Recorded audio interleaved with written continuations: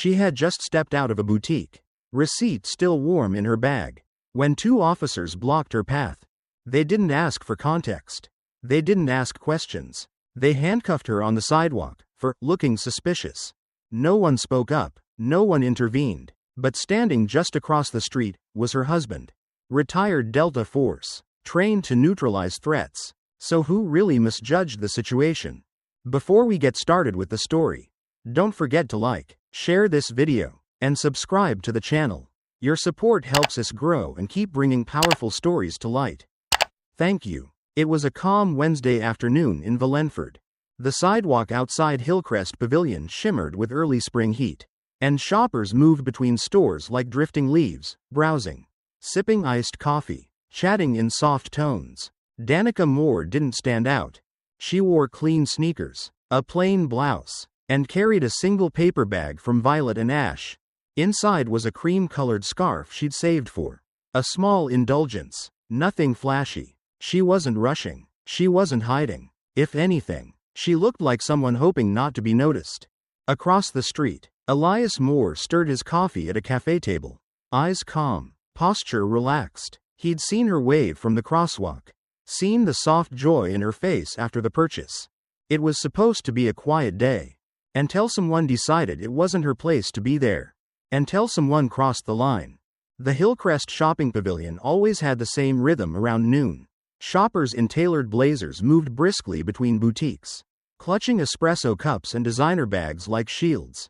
The marble floors echoed with confident footsteps and distant jazz from overhead speakers. Everything about this place signaled control, refinement, order. Danica Moore knew she didn't fit perfectly here. She wasn't trying to. Still, she loved coming to this part of town now and then. Just to browse, maybe buy a scarf she'd saved up for. That day, she'd treated herself, a soft cream wrap from Violet and Ash. It was neatly folded in a small branded bag, her name handwritten on the receipt. She held the bag close as she stepped out onto the sunlit promenade. She didn't make it far before she noticed the two police officers on the other side of the courtyard. They weren't in a rush, weren't responding to any call. They stood in the shade of a trimmed oak tree, talking quietly, glancing her way. One of them, Officer Greg Hansen, tilted his chin toward her. "She doesn't look like she belongs here," he said under his breath. The other, Officer Luke Perry, didn't respond right away. He just watched. Then they both crossed the walkway toward her. Casual but direct. No sirens, no warning, just the uniform and the badge closing in. Danica noticed them halfway through adjusting the strap on her purse. She offered a tight smile. Instinctively polite. "Is there a problem, officers?" she asked, her voice calm but not without edge. Greg didn't answer her question. "Can we take a look inside the bag?" She blinked. "Is there a reason?" "Just routine," he said. "Quick check." Danica hesitated for a second too long, enough for Officer Perry to step a little closer. She opened the bag slowly, showing the single item and the neatly folded receipt from the register. She handed them both over without protest. Luke barely glanced at the receipt. His eyes never left her face. "Where are you coming from?" he asked. "From the store," Danica said evenly. "You can call them. My name's on the slip." Behind her, someone's heels clicked faster. Walking away, a mother tugged her toddler a little closer. From the second-story window of a nearby cafe, a man in a brown jacket sipped from a mug and didn't look away. Danica could feel her heart thudding. Not in panic, but in disbelief. She had done nothing wrong. She didn't steal. She didn't shout. She didn't even ask why she was being stopped. She had been careful, deliberate. Still, something in Greg's posture shifted. He stepped around behind her, hand on his belt. "I'm gonna need you to turn around." "Ma'am." "For what?" she asked. Voice quieter now. "I just gave you everything." "Hands behind your back." She glanced sideways, realizing her options were narrowing fast. There were cameras overhead, somewhere. There were people all around. But no one said anything. No one stepped in. She gently placed her shopping bag on the nearby bench. As she leaned over, her shoe caught a loose edge of the stone. She bent slightly, tugging at the lace of her left sneaker. It had come undone, just as it always did. She looped it back into a knot, fingers shaking. When she stood up, Greg was already holding the cuffs. A cold click of metal followed. Then another. Her wrists were pulled behind her like a child being punished. A few heads turned. No one objected. Luke opened the squad car door. Greg guided her in, firm but not aggressive. Danica didn't fight. She just sat down. Not one person asked if she was okay. Not one person asked if she was guilty. Across the courtyard, the man in the cafe set down his coffee without finishing it. He stood up and walked away without a word. The apartment sat on the third floor of a faded building. Paint peeling from the railings. The mailbox dented and rusting around the hinges. Inside, it was modest but warm, old carpet, mismatched chairs, and a kitchen that hummed from the refrigerator's uneven motor. Sunlight poured in through a window above the sink, casting a golden light across the small round table set with 3 plates. Though only 2 were used. Danica stood at the sink, rinsing dishes with one hand, the other favoring a dull ache in her wrist. She winced slightly every time she reached too far. The cuffs had left a mark, not just on the skin but deeper, in the trust she'd spent years building with the world outside her front door. Malik sat at the table behind her, slurping cereal with the absent-minded focus only 11-year-olds seemed capable of. His backpack leaned against the wall, scuffed at the bottom. A science project, half-built, sat nearby, taped together from shoeboxes and recycled cups. From the window sill, the little radio she always kept on played the local news. Static crackled in and out between segments. A report about rising tensions in law enforcement started to play. And without hesitation, Danica turned the volume down until it was barely audible. She didn't want him to hear. Not yet, not in those words. She dried her hands with a towel and picked up her phone. The legal aid office had said they'd call her back, but the silence gnawed at her all morning. She tried again, left a message, and hung up with a tight exhale. Not long after, another call came. It was Violet and Ash. A woman with a clipped, polished voice informed her she was now flagged in our system due to recent conduct. Danica didn't argue. She just thanked the woman, politely, and sat down. She had been a school aide in the mornings, a caretaker at the Sunset Home for the elderly in the afternoons, and cooked part-time at a family-run Thai place 5 nights a week. All jobs below her capabilities. Perhaps, but honest, flexible, and just enough to get by. She hadn't finished her degree. Had to leave school early when she was pregnant with Malik. Elias had insisted she go back someday. But time, bills, and life always had something else in mind. She walked to the small hallway closet and pulled out the laundry basket. One by one, she folded Elias's old military shirts he no longer wore but couldn't seem to throw away. The sleeves were still stiff in places, creased from long storage. As she folded, her hands brushed over the left breast pocket, where the stitched letters, more, E, had faded to a gentle blur.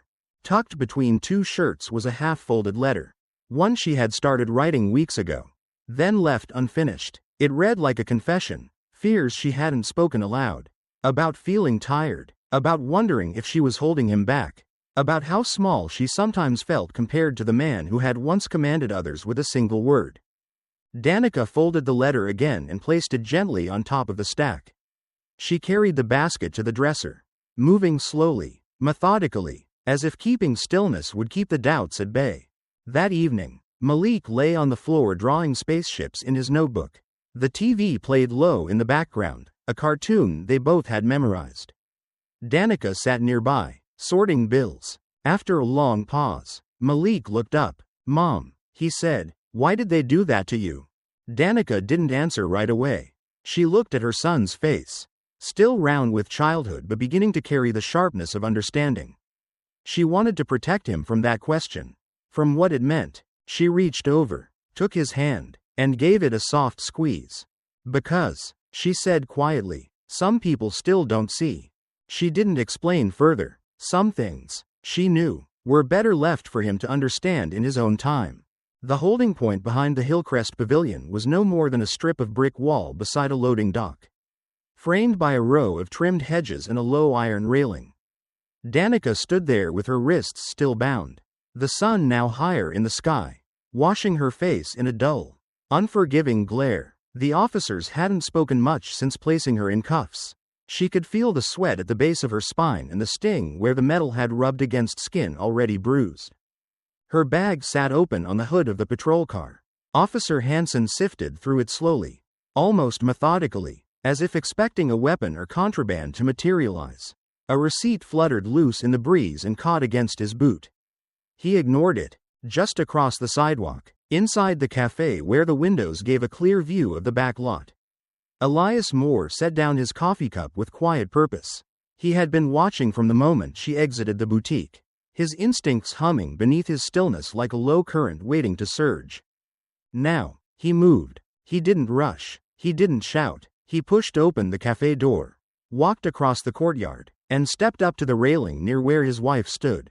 Her hands cuffed, her voice silent. His face showed no panic, only the deep focus of a man who had seen more than his share of chaos, and never entered it without knowing exactly what to do. "Officers," he said, his voice level but firm. "You've made a mistake." Officer Hansen turned sharply, clearly irritated by the interruption. "Back off. This doesn't concern you." Elias didn't flinch. He opened the front flap of his worn leather wallet and carefully pulled out a laminated ID. He held it out, steady, as if it were a mirror. Neither officer took it. Luke moved instead, placing a hand on Danica's shoulder. "Get in the car," he said. She didn't resist, but her breath caught. That small sound, sharp and involuntary, was all Elias needed. He stepped over the railing in one motion, not breaking stride. By the time Luke turned his head, Elias had already crossed the space between them. In one fluid move, he reached for the officer's wrist, rotated the arm inward, and shifted his weight in a direction that Luke could encounter. The sound was muted, a soft thud as Luke's back met the pavement. Not with violence, but with force calibrated by years of training. Gasps rose around them. Someone dropped a shopping bag. And then the first phone came up to record. "Oh my God," a young woman whispered. "That guy just flipped the cop." Hansen moved to draw his weapon, but Elias was already backing away. He didn't raise his voice. He didn't need to. "I'm not resisting," he said clearly, looking directly at the nearby security camera. "But you will need a supervisor. Now." Luke groaned from the ground but didn't try to get up. Danica stared at her husband, unable to process what had just happened. The last time she had seen him move like that, it was in a training video she wasn't supposed to watch. Controlled, minimal, and absolute. Officer Hansen's hand trembled slightly as he reached for his radio. His eyes darted to Elias's ID, now resting visibly on the trunk of the squad car. One word on it caught his eye. Delta. By then, 3 bystanders were filming. Someone shouted, "Call internal affairs," and another murmured, "That guy doesn't look like a civilian." Danica said nothing. She just stood there, hands still cuffed, watching the man she married shift the weight of the moment with barely a movement. And behind her, the murmurs grew louder. "He's not just anybody." The walls inside Valenford Police Department were the color of dusted concrete, gray with a hint of beige that tried and failed to feel welcoming. Danica sat alone in one of the interview rooms. Her wrists bore faint red lines, barely visible now, but the weight of the cuffs still lingered somewhere under her skin. She kept her hands on the table, not clenched, just resting. The room smelled faintly of stale coffee and old air conditioning. A knock came, followed by the slow swing of the door. The woman who entered wore her badge like a form of tired armor. Lieutenant Sandra Vega, mid-50s, face lined not from makeup but from long years in uniform. She didn't sit down right away. She looked at Danica as if reading something beyond the surface. "I'm sorry this happened," she said, not with the tone of protocol, but of someone who'd been through enough to recognize when things went sideways. In a different room across the hall, Elias sat calmly, arms crossed over his chest, the same military ID resting on the table in front of him. A younger officer hovered at the doorframe, uncertain whether to enter or stay back. Vega stepped in instead. She picked up the ID, held it to the light, then lowered it again. "I remember that face," she said. "Fallujah, 2005. You were one of the calm ones. The ones who only moved when it mattered." Elias didn't answer right away. He didn't need to. "I had to," he said after a moment. "They were hurting my wife.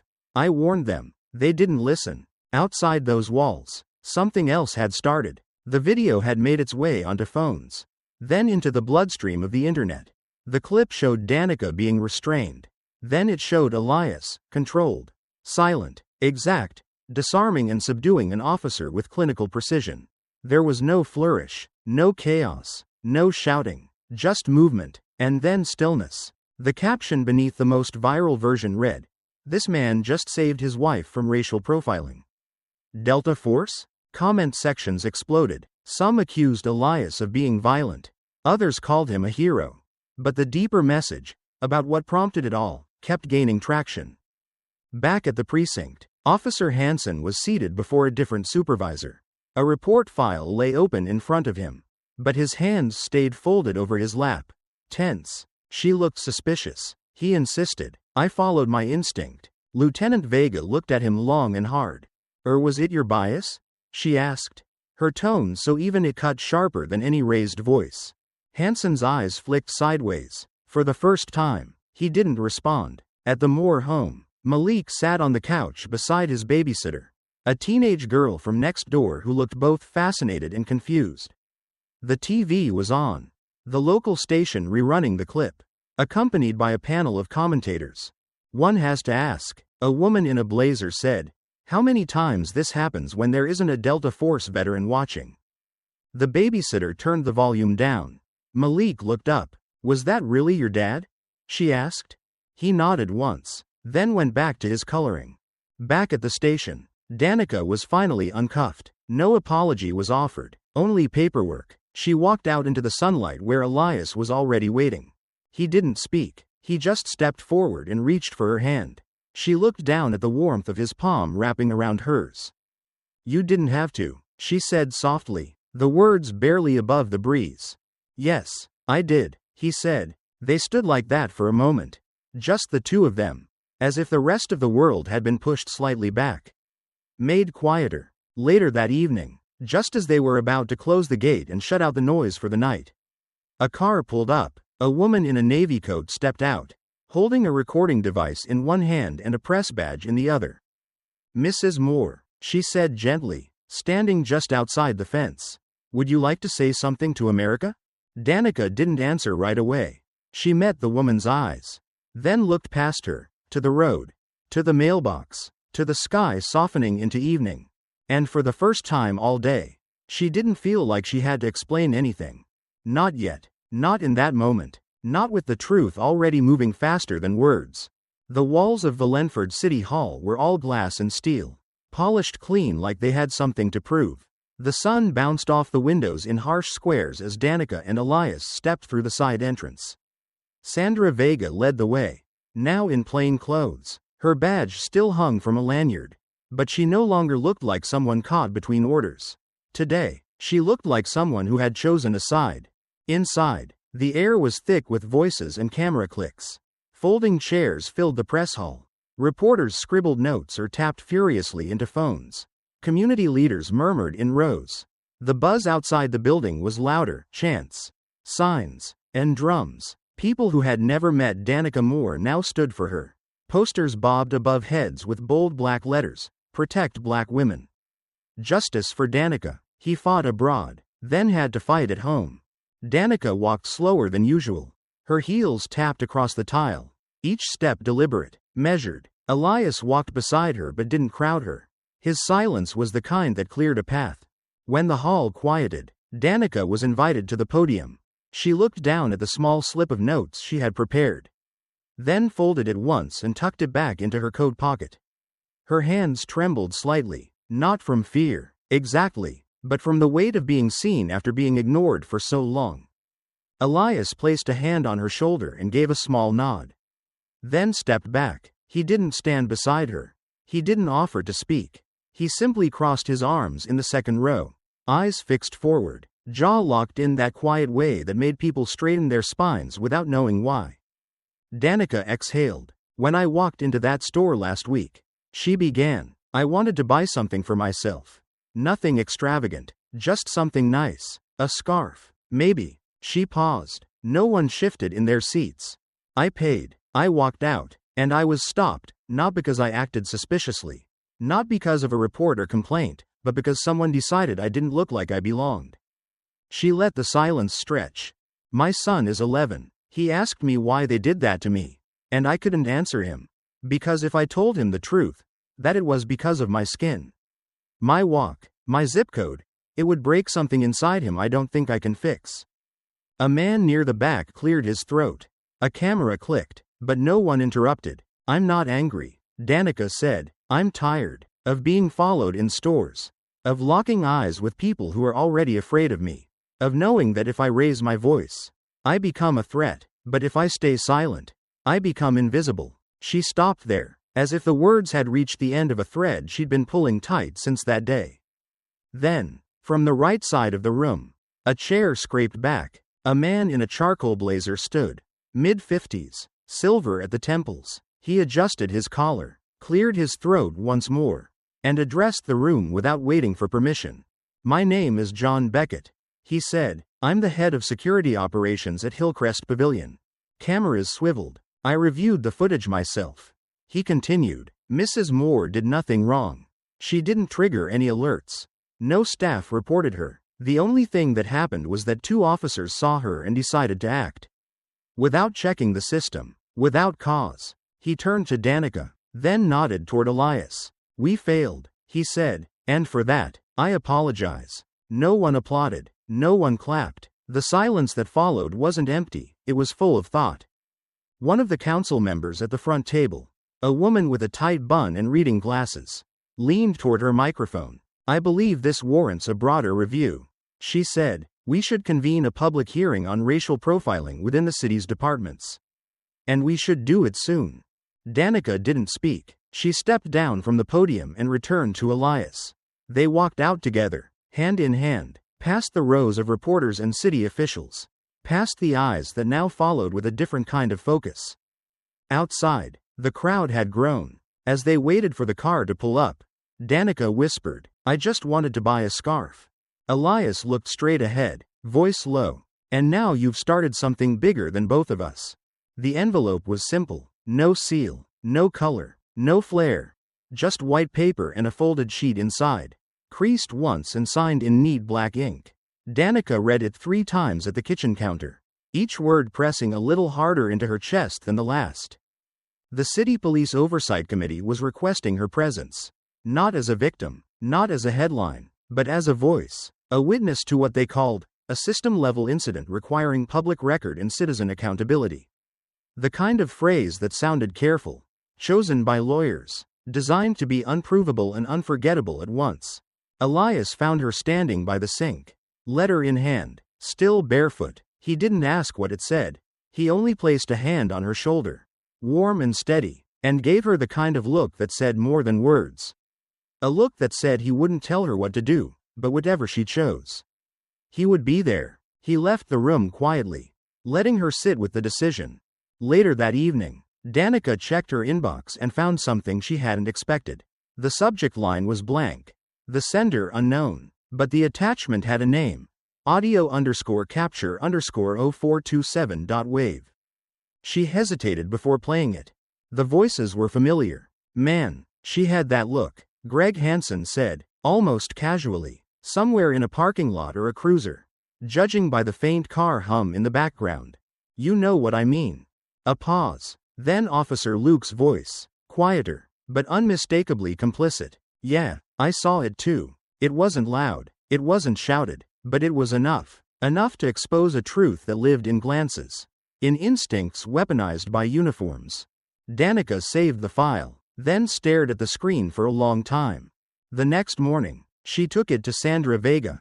What happens? She asked. If I release this? Sandra didn't blink. She had bags under her eyes and a cup of gas station coffee in her hand.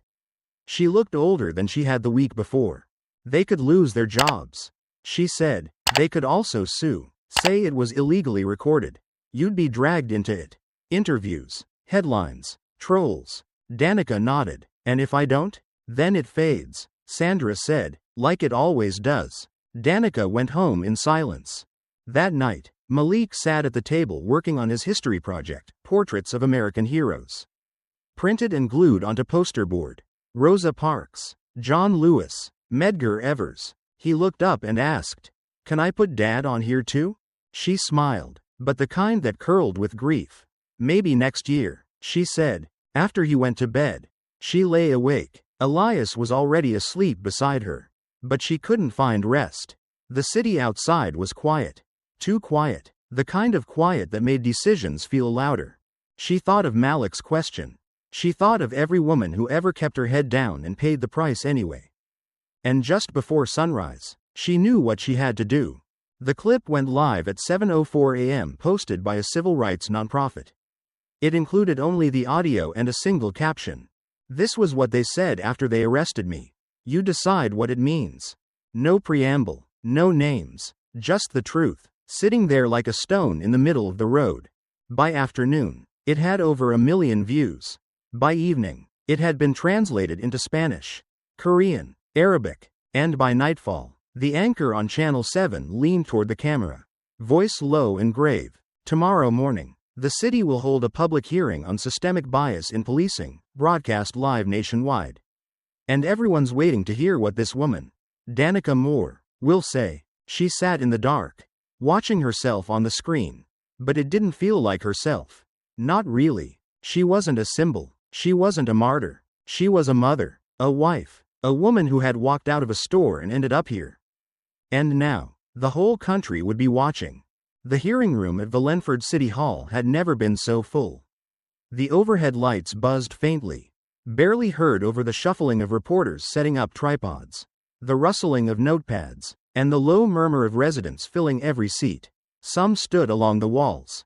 Others sat on the floor in the back, cross-legged and tense. A laminated sign above the front table read, "Special Public Hearing on Bias, Power, and Accountability." Below it, the city's seal gleamed in brass. Danica entered quietly, her footsteps almost swallowed by the carpet. She carried a brown envelope against her chest, fingers curled around it with quiet resolve. Her face held no defiance, no trace of spectacle, just the kind of focus that comes from days of little sleep and heavy choices. Elias walked behind her, not close enough to hover, but not so far that she would forget he was there. He didn't take a seat. He stood near the exit, arms folded, feet planted like stone. His eyes scanned the room the way a soldier reads a terrain, not for threat, but for balance. The chairwoman at the table adjusted her mic and tapped gently on the wood to call the room to order. "We are here to examine a matter that has moved far beyond a single incident. This is about how systems behave when no one is watching, or when the wrong person is." She called the first witness. "Officer Greg Hansen, please come forward." Greg stepped into the center of the room, flanked by his attorney. He looked smaller in civilian clothes, the absence of a uniform making his posture more exposed. His eyes flicked once toward Danica, then quickly away. The attorney began with the usual. Officer Hansen acted in accordance with perceived risk. The situation was tense, and he followed training protocols. The chairwoman raised a hand. "We're not here for a speech." She turned to Greg. "Sir, in your own words, what was the reason for detaining Mrs. Moore that day?" Greg opened his mouth, then paused. "I saw something that seemed off." The attorney leaned in. Greg, but the opposing counsel, seated beside Danica, slid the envelope forward, opened it, and handed a copy of the audio transcript to the chairwoman.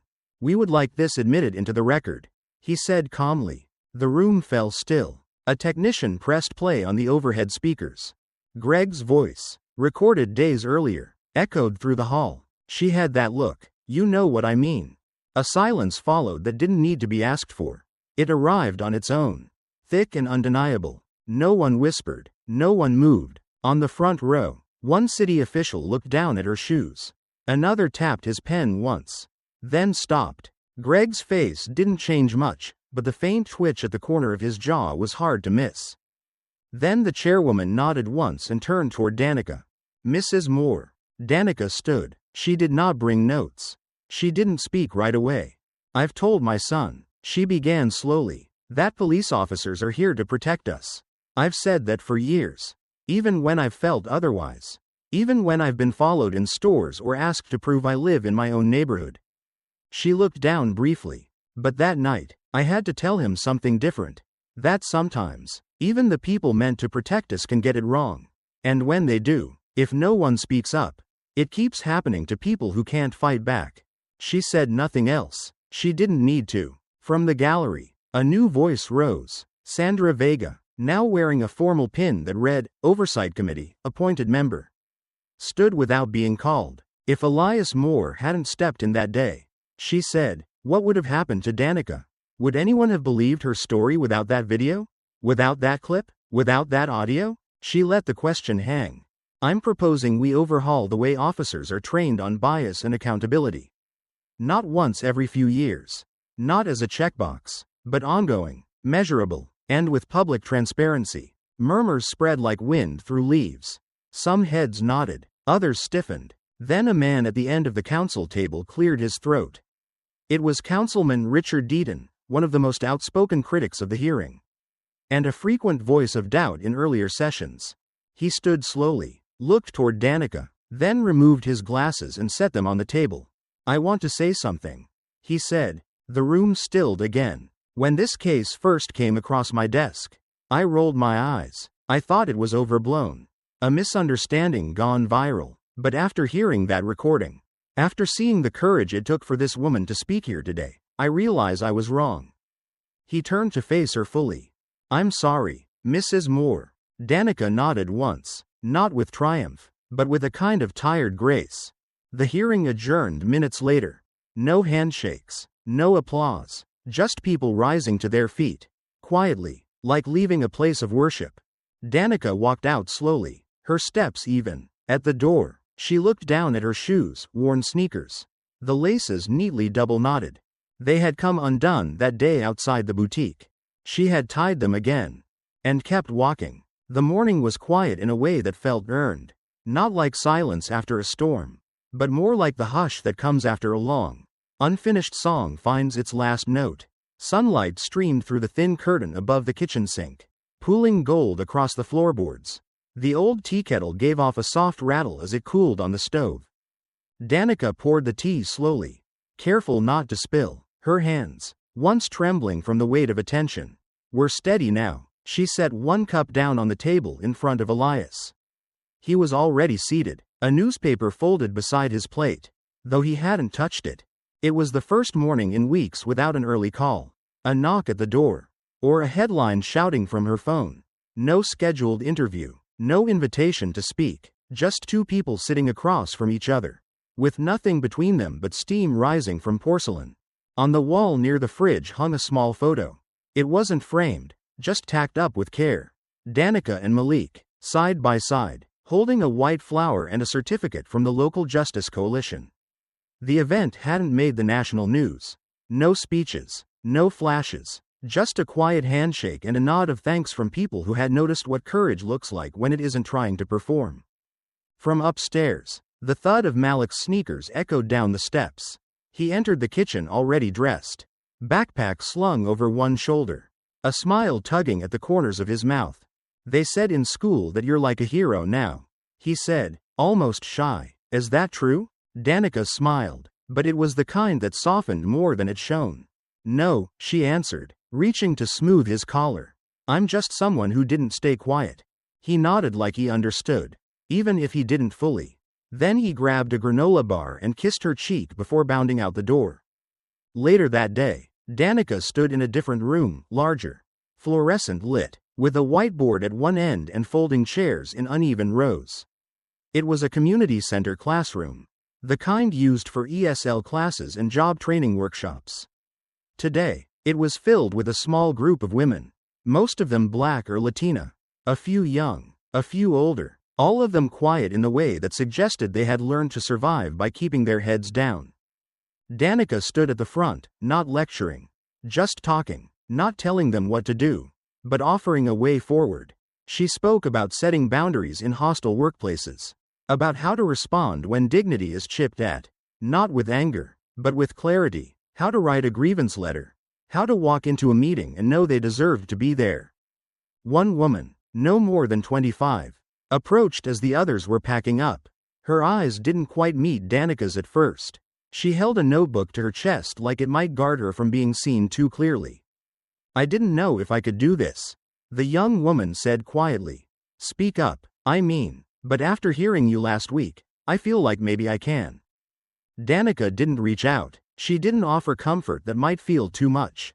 She just nodded and said, "One step is enough." The young woman slipped a folded paper onto the desk as she left. Danica didn't open it until the room had emptied.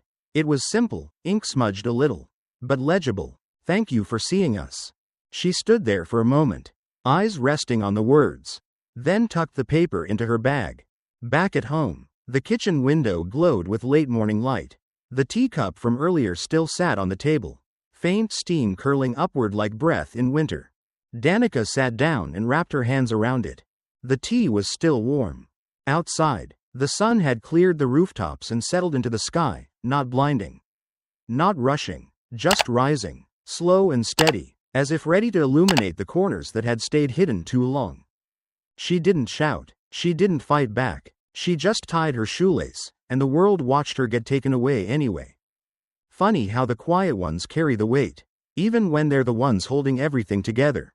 And when truth finally spoke, it didn't roar, it whispered. But somehow, the whole room heard. If this story stirred something in you, a memory, a question, or even just a pause, subscribe to Undercover Truths for more stories that echo long after they end. Thank you for watching.